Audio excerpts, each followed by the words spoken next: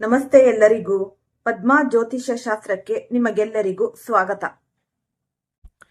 ಈ ವೃಷಭ ರಾಶಿಯವರ ಬಗ್ಗೆ ಏನೆಲ್ಲ ಒಂದು ಶುಭ ಫಲಗಳು ಇವೆ ಅಂತ ನಾವು ನೋಡ್ತಾ ಹೋಗೋಣ. ಈ ಜ್ಯೋತಿಷ್ಯ ಶಾಸ್ತ್ರದಲ್ಲಿ ಈ ದೃಢ ಸಂಕಲ್ಪ, ಈ ಸ್ಥಿರತೆ ಮತ್ತು ಈ ಒಂದು ಪ್ರಾಯೋಗಿಕ ಜೀವನದ ಒಂದು ಸಂಕೇತ ಅಂತಾನೆ ಅನ್ಬಹುದು. ಈ ಒಂದು ಪರಿಶ್ರಮದ ಮೂಲಕ ನೀವು ಈ ಯಶಸ್ಸನ್ನ ನೀವು ಸಾಧಿಸ್ತೀರಾ.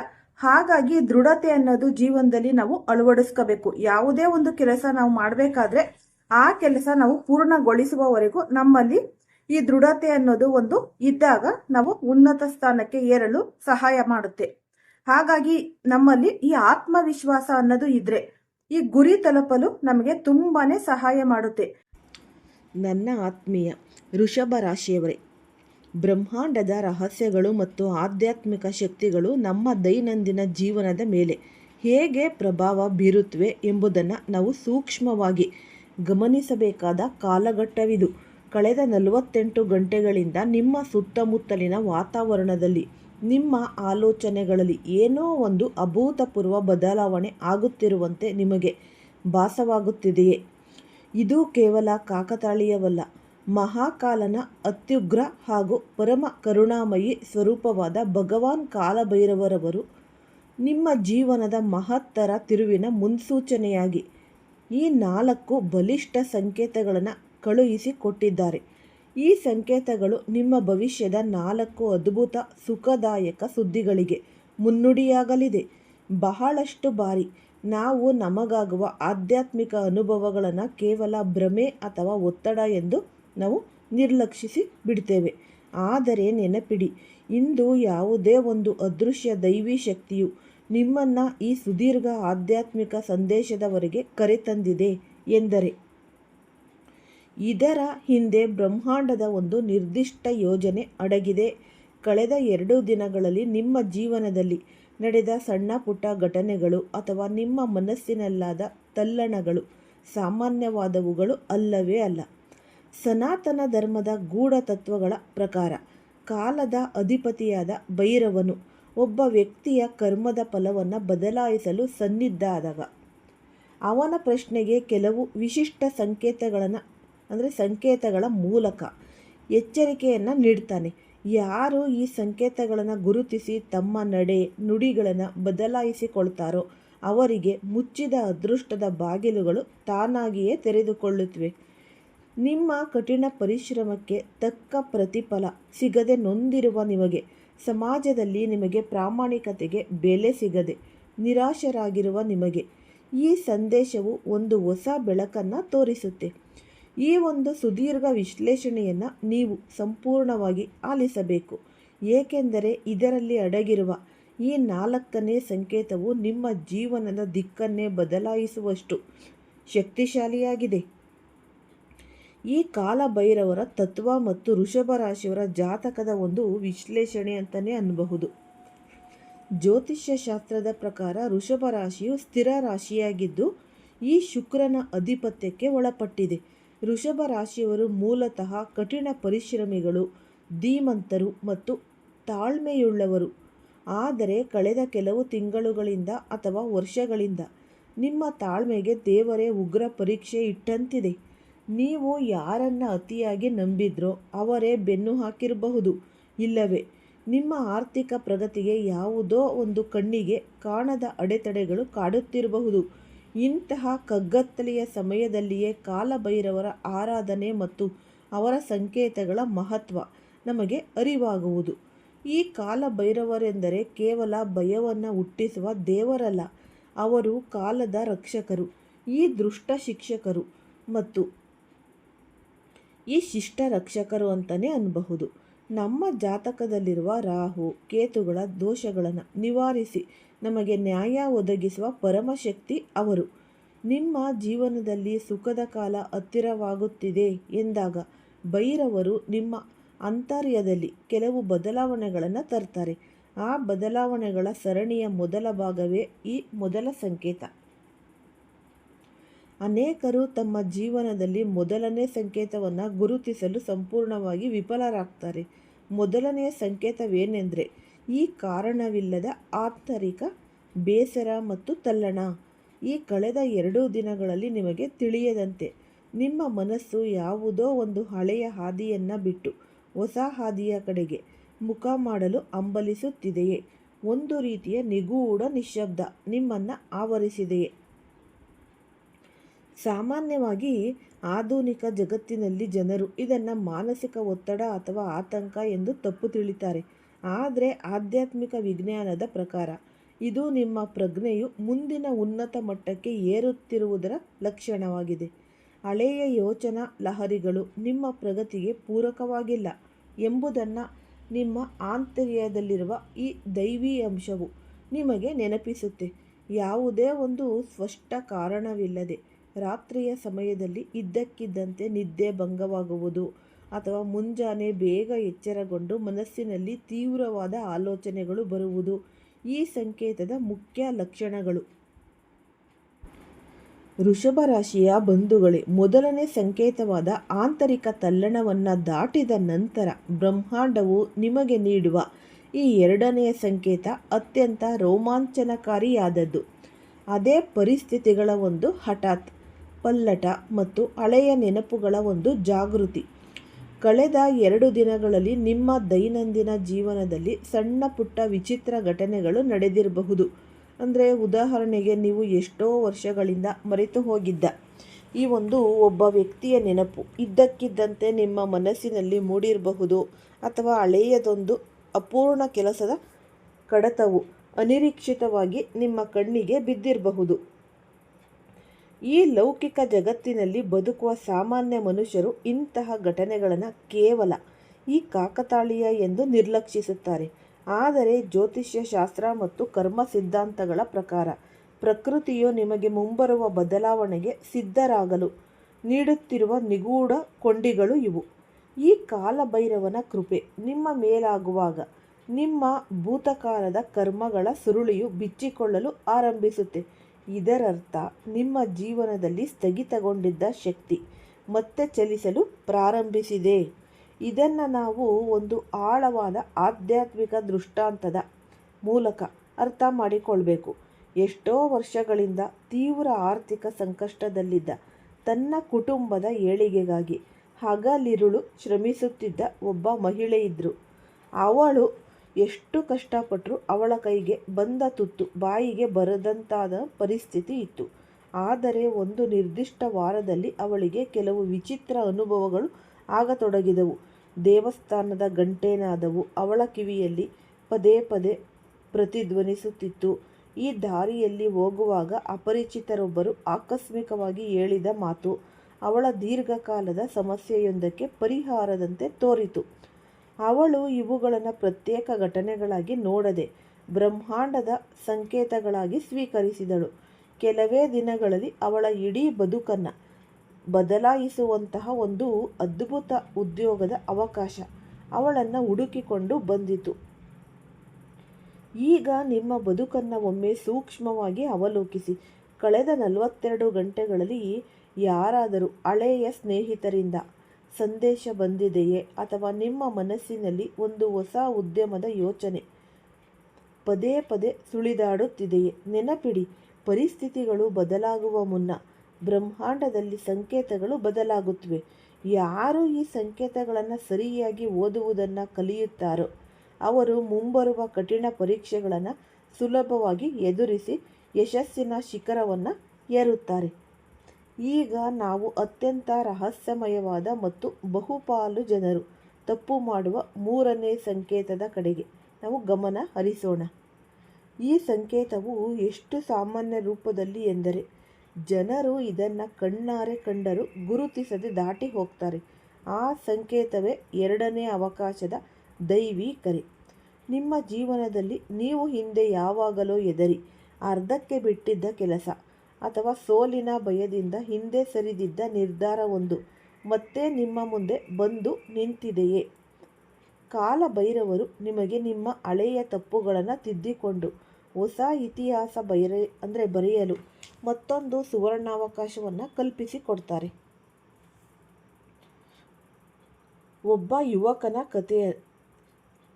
ಅವನು ತನ್ನ ವೃತ್ತಿ ಜೀವನದಲ್ಲಿ ಸತತ ಸೋಲುಗಳನ್ನು ಕಂಡು ಜಿಗುಪ್ಸೆ ಹೊಂದಿದ್ದ. ಜನರು ಅವನ ಯೋಗ್ಯತೆಯನ್ನು ಅವಹೇಳನ ಮಾಡಿದರು. ತನಗಿನ್ನು ಬದುಕಿನಲ್ಲಿ ಯಾವುದೇ ಭವಿಷ್ಯವಿಲ್ಲ ಎಂದು ಅವನು ನಿರ್ಧರಿಸಿದಾಗ ಸತತ 2 ದಿನಗಳ ಕಾಲ ಅವನಿಗೆ ವಿಚಿತ್ರ ಅನುಭವವಾಯಿತು. ಹಿಂದೆ ಅವನನ್ನು ತಿರಸ್ಕರಿಸಿದ್ದ ಜನರೇ ಅನಿರೀಕ್ಷಿತವಾಗಿ ಅವನ ಬಳಿ ಬಂದು ಮಾತನಾಡಿಸತೊಡಗಿದರು. ಅವನು ಹಿಂದೆ ಕಷ್ಟವೆಂದು ಕೈಬಿಟ್ಟಿದ್ದ ರಸ್ತೆಗಳೇ ಅವನ ದಿನನಿತ್ಯದ ಸಂಚಾರದ ಹಾದಿಯಾದವು. ಮೊದಮೊದಲು ಅವನು ಇದನ್ನು ಆಕಸ್ಮಿಕ ಅಂದುಕೊಂಡ್ರು. ನಂತರ ಅವನಿಗೆ ಅರಿವಾಯಿತು, ಬದಲಾವಣೆ ಹೊರಗಿನ ಜಗತ್ತಿನಲ್ಲಿ ಆಗುತ್ತಿಲ್ಲ, ಬದಲಾವಣೆಯ ದಾರಿಯು ಅವನ ಆಂತರ್ಯದಲ್ಲಿ ಸೃಷ್ಟಿಯಾಗುತ್ತಿದೆ ಎಂದು. ವೃಷಭ ರಾಶಿಯವರೇ, ನಿಮ್ಮ ಮನಸ್ಸಿನಲ್ಲಿ ಈಗ ಮೂಡುತ್ತಿರುವ ಆಳವಾದ ನಂಬಿಕೆಯನ್ನು ನೀವು ಎಂದಿಗೂ ಕಳೆದುಕೊಳ್ಳಬೇಡಿ. ನಿಮ್ಮ ಕಠಿಣ ದಿನಗಳೇ ನಿಮ್ಮನ್ನು ನಾಳೆಯ ದಿನ ಅತ್ಯಂತ ಬಲಿಷ್ಠ ವ್ಯಕ್ತಿಯನ್ನಾಗಿ ರೂಪಿಸುತ್ತೆ. ಈ 3 ಸಂಕೇತಗಳು ನಿಮ್ಮನ್ನು 4ನೇ ಪರಮ ರಹಸ್ಯಮಯ ಸಂಕೇತದ ಕಡೆಗೆ ಕರೆದೊಯ್ಯುತ್ತದೆ. ಈಗ ನಾವು ಈ ಒಂದು ಇಡೀ ಆಧ್ಯಾತ್ಮಿಕ ಪ್ರಯಾಣದ ಅತ್ಯಂತ ಪ್ರಮುಖವಾದ ಹಾಗೂ ತೀವ್ರವಾದ ಘಟ್ಟಕ್ಕೆ ಬಂದಿದ್ದೇವೆ. ಅದೇ 4ನೆಯ ಈ ಒಂದು ಸಂಕೇತ. ಮೊದಲ 3 ಸಂಕೇತಗಳು ನಿಮ್ಮನ್ನು ಹೊರಗಿನ ಪ್ರಪಂಚದ ಸಣ್ಣ ಪುಟ್ಟ ಬದಲಾವಣೆಗಳ ಮೂಲಕ ಎಚ್ಚರಿಸಿದರೆ, ಈ ಒಂದು 4ನೇ ಸಂಕೇತವು ನಿಮ್ಮ ಆತ್ಮದ ಆಳದಿಂದ ಹೊರಹೊಮ್ಮುತ್ತೆ. ಇದನ್ನು ಭೀತಿ ನಿವಾರಣೆ ಮತ್ತು ಈ ಒಂದು ದಿವ್ಯ ದೃಢತೆ ಎಂದು ಕರೆಯಬಹುದು.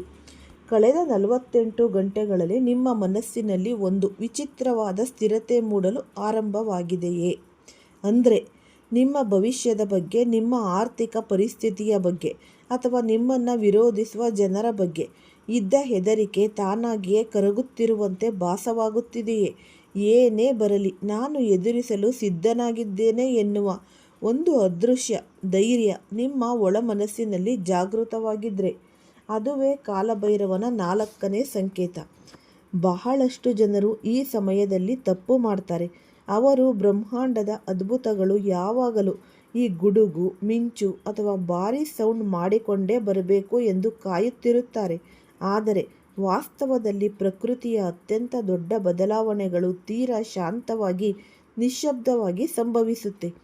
ರಾತ್ರಿಯ ಕಗ್ಗತ್ತಲೆಯ ನಂತರ ಸೂರ್ಯನು ಹೇಗೆ ಯಾವುದೇ ಶಬ್ದವಿಲ್ಲದೆ ಜಗತ್ತಿಗೆ ಬೆಳಕನ್ನು ನೀಡುತ್ತಾನೋ, ಹಾಗೆಯೇ ನಿಮ್ಮ ಬದುಕಿನ ಕಷ್ಟದ ಕಾರ್ಮೋಡಗಳು ಕರಗುವ ಮುನ್ನ ಈ ಒಂದು ಆಂತರಿಕ ಶಾಂತಿ ನಿಮ್ಮನ್ನು ಆವರಿಸುತ್ತೆ. ಒಬ್ಬ ದೊಡ್ಡ ಉದ್ಯಮಿಯ ಕಥೆಯನ್ನು ಇಲ್ಲಿ ನಾವು ಸ್ಮರಿಸಬಹುದು. ಅವನ ವ್ಯಾಪಾರವು ಸತತ ನಷ್ಟವನ್ನು ಅನುಭವಿಸುತ್ತಿತ್ತು. ಸಾಲಗಾರರ ಕಾಟ, ಕುಟುಂಬದವರ ನಿರಾಸೆ ಅವನನ್ನು ದಿಕ್ಕು ಕಾಣುವಂತೆ ಮಾಡಿದ್ದು. ಒಂದು ರಾತ್ರಿ ಅವನು ಸಂಪೂರ್ಣವಾಗಿ ಸೋತು ಕಣ್ಣೀರು ಹಾಕುತ್ತಿದ್ದಾಗ ಅವನಿಗೆ ಒಳಗಿನಿಂದ ಒಂದು ಈ ದಿವ್ಯ ಧ್ವನಿ ಕೇಳಿಸಿದಂತಾಯಿತು. ಮರುದಿನದಿಂದ ಅವನಿಗೆ ತನ್ನ ಹಳೆಯ ಕೈಬಿಟ್ಟು ಹೋಗಿದ್ದ ಕೆಲಸವು, ಸಣ್ಣ ವ್ಯವಹಾರಗಳ ಕಡೆಗೆ ಗಮನ ಹರಿಸುವಂತೆ ಪ್ರೇರಣೆಯಾಯಿತು. ಉಳಿದವರು ಅದನ್ನು ಸಮಯದ ವ್ಯರ್ಥ ಎಂದು ಲೇವಡಿ ಮಾಡಿದರು. ಆದರೆ ಅವನ ಆಂತರ್ಯದ ಒಂದು ದೃಢತೆ ಅವನನ್ನು ಮುನ್ನಡೆಸಿತು. ಕೇವಲ 6 ತಿಂಗಳಲ್ಲಿ ಆ ಸಣ್ಣ ನಿರ್ಧಾರವೇ ಅವನ ಇಡೀ ಉದ್ಯಮ ಸಾಮ್ರಾಜ್ಯವನ್ನು ಪುನರುತ್ಥಾನಗೊಳಿಸಿತು. ನಿಮ್ಮ ಜೀವನದಲ್ಲೂ ಅಷ್ಟೇ. ನೀವು ಯಾವುದೋ ಒಂದು ನಿರ್ಧಾರವನ್ನು ಕೈಗೊಳ್ಳಲು ಹಿಂಜರಿಯುತ್ತಾ ದಿನ ದುಡುತ್ತಿರಬಹುದು. ನೆನಪಿಡಿ, ಕಾಲಭೈರವನು ನಿಮ್ಮ ಆಂತರಿಕ ಶಕ್ತಿಯನ್ನು ಪರೀಕ್ಷಿಸುತ್ತಿದ್ದಾರೆ. ನಿಮ್ಮ ಹಳೆಯ ಭಯಗಳನ್ನು ಕಳಚಿಹಾಕಿ ನಿಮ್ಮನ್ನು ದುರ್ಬಲರು ಎಂದು ಭಾವಿಸಿದವರ ಮುಂದೆ ತಲೆ ಎತ್ತಿ ನಿಲ್ಲುವ ಸಮಯ ಬಂದಾಯಿತು. ಈ 4 ಸಂಕೇತಗಳನ್ನು ಯಾರು ಸರಿಯಾಗಿ ಗ್ರಹಿಸುತ್ತಾರೋ ಅವರಿಗೆ ಈ ಕಾಲಭೈರವರ ಕೃಪೆಯಿಂದ 4 ಮಹತ್ತರವಾದ ಸುಖದಾಯಕ ಸುದ್ದಿಗಳು ಲಭಿಸುತ್ತೆ. ಅಂದರೆ ಪ್ರಥಮ ಸುಖದಾಯಕ ಸುದ್ದಿ, ಸ್ಥಗಿತಗೊಂಡ ಹಾದಿಯ ಪುನರುಚ್ಚೇತನ. ನಿಮ್ಮ ಜೀವನದಲ್ಲಿ ಎಷ್ಟೋ ದಿನಗಳಿಂದ ನೆನೆಗುದಿಗೆ ಬಿದ್ದಿದ್ದ, ಸಂಪೂರ್ಣವಾಗಿ ನಿಂತು ಹೋಗಿದೆ ಅಂದುಕೊಂಡಿದ್ದ ಕೆಲವೊಂದು ಮತ್ತೆ ಚಲನೆಯನ್ನು ಪಡೆದುಕೊಳ್ಳುತ್ತವೆ. ಅದು ನಿಮ್ಮ ಆಸ್ತಿ ವಿವಾದವಾಗಿರಬಹುದು, ಉದ್ಯೋಗದ ಪ್ರಗತಿ ಇರಬಹುದು, ಅಥವಾ ಯಾವುದೇ ಕಾನೂನಾತ್ಮಕ ಅಡೆತಡೆಗಳು ಇರಬಹುದು. ಅಲ್ಲಿ ನಿಮಗೆ ಜಯದ ಹಾದಿ ಸುಲಭವಾಗಲಿದೆ. ಈ ಒಂದು ಬದಲಾವಣೆ ಆರಂಭದಲ್ಲಿ ಅತ್ಯಂತ ಸೂಕ್ಷ್ಮವಾಗಿರುತ್ತೆ. ನಿಮ್ಮ ಆಪ್ತರಿಗೂ ಇದು ತಿಳಿಯದೇ ಇರಬಹುದು. ಆದರೆ ನಿಮ್ಮ ಒಳಗಣ್ಣಿಗೆ ದಾರಿ ಸುಲಭವಾಗುತ್ತಿರುವುದು ಸ್ಪಷ್ಟವಾಗಿ ಗೋಚರಿಸುತ್ತೆ. ಈ ದ್ವಿತೀಯ ಸುಖದಾಯಕ ಸುದ್ದಿ, ಅನಿರೀಕ್ಷಿತ ದೈವಿ ಸಂಪರ್ಕ ಮತ್ತು ಒಂದು ಮಾರ್ಗದರ್ಶನ. ಬಹಳಷ್ಟು ಬಾರಿ ನಮ್ಮ ಅದೃಷ್ಟವು ವ್ಯಕ್ತಿಗಳ ರೂಪದಲ್ಲಿ ಬದರುತ್ತೆ. ಮುಂಬರುವ ದಿನಗಳಲ್ಲಿ ನಿಮ್ಮ ಜೀವನಕ್ಕೆ ಒಬ್ಬ ವಿಶಿಷ್ಟ ವ್ಯಕ್ತಿಯ ಪ್ರವೇಶವಾಗಲಿದೆ. ಅದು ಒಬ್ಬ ಹೊಸ ಸ್ನೇಹಿತನಿರಬಹುದು, ಹಳೆಯ ಮಾರ್ಗದರ್ಶಕನಿರಬಹುದು, ಅಥವಾ ಒಬ್ಬ ಅಪರಿಚಿತ ವ್ಯಕ್ತಿಯೂ ಇರಬಹುದು. ಅವರೊಂದಿಗೆ ನೀವು ಆಡುವ ಕೆಲವು ನಿಮಿಷಗಳ ಮಾತುಕತೆ ನಿಮ್ಮ ವೃತ್ತಿ ಜೀವನಕ್ಕೆ ಅಥವಾ ವೈಯಕ್ತಿಕ ಬದುಕಿಗೆ ಒಂದು ದೊಡ್ಡ ದಿಕ್ಸೂಚಿಯಾಗುತ್ತೆ. ನಿಮ್ಮ ಯೋಗ್ಯತೆಯನ್ನು ಜಗತ್ತು ಗುರುತಿಸುವಂತೆ ಮಾಡಲು ಈ ಸಂಪರ್ಕವು ಪ್ರೇರಕ ಶಕ್ತಿಯಾಗಲಿದೆ. ಕಾಲಭೈರವರ ಅಪಾರ ಕೃಪೆಯಿಂದ ನಿಮಗೆ ಲಭಿಸಲಿರುವ ಮೂರನೇ ದಿವ್ಯ ಮಹಾ ಸುದ್ದಿ ಎಂದರೆ ನಿಮ್ಮ ಕಳೆದುಹೋದ ಆತ್ಮಗೌರವ, ಕೀರ್ತಿ ಮತ್ತು ಆತ್ಮವಿಶ್ವಾಸದ ಮರುಸ್ಥಾಪನೆ. ಕಳೆದ ಕೆಲವು ವರ್ಷಗಳಲ್ಲಿ ಅಥವಾ ತಿಂಗಳುಗಳಲ್ಲಿ ನೀವು ಯಾವುದೇ ತಪ್ಪು ಮಾಡದಿದ್ರೂ ನಿಮ್ಮ ಮೇಲೆ ಅಪವಾದಗಳು ಬಂದಿರಬಹುದು, ಅಥವಾ ಸಮಾಜದಲ್ಲಿ, ಉದ್ಯೋಗ ಕ್ಷೇತ್ರದಲ್ಲಿ ನಿಮ್ಮ ಮಾತಿಗೆ ಸಿಗಬೇಕಾದ ಮನ್ನಣೆ ಸಿಗದೆ ನೀವು ಮೂಲೆ ಗುಂಪಾಗಿರಬಹುದು. ಆದರೆ ನೆನಪಿಡಿ, ಗ್ರಹಗತಿಗಳ ಬದಲಾವಣೆ ಮತ್ತು ಭೈರವರ ಆಶೀರ್ವಾದದ ಪ್ರಭಾವದಿಂದ ಮುಂಬರುವ ದಿನಗಳಲ್ಲಿ ಪರಿಸ್ಥಿತಿ ತಲೆಕೆಳಕಾಗಿದೆ. ಇದು ಯಾವುದೇ ಈ ಜಾದು ಅಥವಾ ರಾತ್ರೋರಾತ್ರಿ ನಡೆಯುವ ಚಮತ್ಕಾರವಲ್ಲ. ಇದು ಅತ್ಯಂತ ವ್ಯವಸ್ಥಿತವಾಗಿ ನಿಮ್ಮ ಆಲೋಚನೆಗಳಲ್ಲಿ ಆಗುವ ಧನಾತ್ಮಕ ಬದಲಾವಣೆಗಳ ಒಂದು ಸರಣಿ. ಹಿಂದೆ ಯಾರು ನಿಮ್ಮ ಆಲೋಚನೆಗಳನ್ನು, ನಿಮ್ಮ ಪ್ರಾಮಾಣಿಕ ಶ್ರಮವನ್ನು ಕೀಳಾಗಿ ಕಂಡಿದ್ರೋ ಅದೇ ವ್ಯಕ್ತಿಗಳು ತಮ್ಮ ನಿರ್ಧಾರವನ್ನು ಬದಲಾಯಿಸಿಕೊಂಡು ನಿಮ್ಮ ಸಲಹೆಗಾಗಿ ನಿಮ್ಮ ಬಳಿ ಬರಲಿದ್ದಾರೆ. ನಿಮ್ಮ ಮಾತುಗಳಿಗೆ ಸಮಾಜದಲ್ಲಿ ಮತ್ತು ಕುಟುಂಬದಲ್ಲಿ ಅಭೂತಪೂರ್ವ ತೂಕ ಬರಲಿದೆ. ನೀವು ಯಾವ ಕೆಲಸದಲ್ಲಿ ಸತತವಾಗಿ ಸೋಲನ್ನು ಕಂಡು ಇದು ನನ್ನಿಂದ ಸಾಧ್ಯವೇ ಇಲ್ಲ ಎಂದು ಕೈಚೆಲ್ಲಿ ಕುಳಿತಿದ್ರೋ ಅದೇ ಕ್ಷೇತ್ರದಲ್ಲಿ ನಿಮ್ಮ ವಿವೇಚನಾ ಶಕ್ತಿ ಮತ್ತು ಈ ಕಾರ್ಯದಕ್ಷತೆ ದುಪ್ಪಟ್ಟವಾಗಲಿದೆ. ಇದು ನಿಮ್ಮ ಆಂತರಿಕ ವ್ಯಕ್ತಿತ್ವದ ಪುನರುತ್ಥಾನದ ಒಂದು ಕಾಲ ಅಂತ ಅನ್ನಬಹುದು. ಆದರೆ ಈ ಶುಭ ಸುದ್ದಿಯ ಹೊಸ್ತಿಲಲ್ಲಿ ನಿಂತಾಗ ಬ್ರಹ್ಮಾಂಡವು ನಿಮಗೆ ಒಂದು ಕಠಿಣ ಪರೀಕ್ಷೆಯನ್ನು ಒಡ್ಡುತ್ತೆ. ಬಹಳಷ್ಟು ಜನರು ಯಶಸ್ಸಿನ ಅತ್ಯಂತ ಹತ್ತಿರದ ಬಿಂದುವಿಗೆ ತಲುಪಿದಾಗ ತಾಳ್ಮೆ ಕಳೆದುಕೊಂಡು ಎಲ್ಲವನ್ನ ಅರ್ಧಕ್ಕೆ ಬಿಟ್ಟು ಬಿಡ್ತಾರೆ. ನಾನು ಇಷ್ಟು ದಿನ ಪ್ರಯತ್ನ ಪಟ್ಟರೂ ಏನೂ ಬದಲಾಗುತ್ತಿಲ್ಲ ಎಂದು ಭಾವಿಸಿ ನಿರಾಸೆಯ ಕತ್ತಲಿಗೆ ಶರಣಾಗ್ತಾರೆ. ಆದರೆ ಅವರು ಅರಿಯದ ಸತ್ಯವೇನೆಂದರೆ ಅವರು ತಮ್ಮ ಗುರಿಯಿಂದ ಕೇವಲ 4 ಹೆಜ್ಜೆ ದೂರದಲ್ಲಿರ್ತಾರೆ. ಹಾಗಾಗಿ ಮುಂಬರುವ ದಿನಗಳಲ್ಲಿ ಸಣ್ಣ ಪುಟ್ಟ ಅಡೆತಡೆಗಳು ಎದುರಾದರೆ ಅದನ್ನು ನಿಮ್ಮ ಅಂತಿಮ ಸೋಲು ಎಂದು ಭಾವಿಸಬೇಡಿ. ಆ ಅಡೆತಡೆಯು ನಿಮ್ಮನ್ನು ಸರಿಯಾದ ಸಮಯದವರೆಗೆ ಕಾಯ್ದಿರಿಸಲು ಪ್ರಕೃತಿಯು ಹೂಡಿರುವ ಒಂದು ದಿವ್ಯ ತಂತ್ರವಾಗಿದೆ. ಈ 4ನೆಯ ಅತ್ಯಂತ ಶ್ರೇಷ್ಠವಾದ ಸುಖದಾಯಕ ಸುದ್ದಿ ನಿಮ್ಮ ಲೌಕಿಕ ಸಂಪತ್ತಿಗೆ ಸಂಬಂಧಿಸಿದ್ದಲ್ಲವೇ ಅಲ್ಲ. ಇದು ನಿಮ್ಮ ಆತ್ಮಕ್ಕೆ ಸಿಗುವ ಪರಮ ನೆಮ್ಮದಿಗೆ ಸಂಬಂಧಿಸಿದ್ದು. ಮನುಷ್ಯನು ಎಷ್ಟು ಹಣ, ಅಧಿಕಾರ, ಅಂತಸ್ತು ಗಳಿಸಿದರೂ ಕೊನೆಯಲ್ಲಿ ಹಂಬಲಿಸುವುದು ನೆಮ್ಮದಿಯ ಜೀವನಕ್ಕಾಗಿ. ಈ ಕಾಲಭೈರವರ ದಿವ್ಯ ಅನುಗ್ರಹದಿಂದ ನಿಮ್ಮ ಒಳಮನಸ್ಸನ್ನು ಕಾಡುತ್ತಿದ್ದ ಅಜ್ಞಾತ ಭಯಗಳು, ಭವಿಷ್ಯದ ಬಗೆಗಿನ ಆತಂಕಗಳು ಸಂಪೂರ್ಣವಾಗಿ ನಿವಾರಣೆಯಾಗುತ್ತೆ. ನಿಮ್ಮ ಬುದ್ಧಿಶಕ್ತಿಯು ತೀಕ್ಷ್ಣವಾಗಲಿದ್ದು ಯಾವುದೇ ಒಂದು ಕಠಿಣ ಪರಿಸ್ಥಿತಿಯಲ್ಲೂ ಸರಿಯಾದ ನಿರ್ಧಾರ ಕೈಗೊಳ್ಳುವ ದಿವ್ಯ ಸ್ಪಷ್ಟತೆ ನಿಮಗಾಗುತ್ತೆ. ಜಗತ್ತಿನಲ್ಲಿ ಬಾಹ್ಯವಾಗಿ ಯಶಸ್ವಿಯಾಗಿ ಕಾಣುವ ಎಷ್ಟೋ ಜನರು ಆಂತರಿಕವಾಗಿ ಸಂಪೂರ್ಣ ಶೂನ್ಯರಾಗಿರುತ್ತಾರೆ. ಆದರೆ ನಿಜವಾದ ಜಾಗೃತಿ ಎಂದರೆ ನಿಮ್ಮ ಆಂತರಿಕ ಪ್ರಪಂಚ ಮತ್ತು ಈ ಒಂದು ಬಾಹ್ಯ ಪ್ರಪಂಚ ಎರಡೂ ಕೂಡ ಒಂದೇ.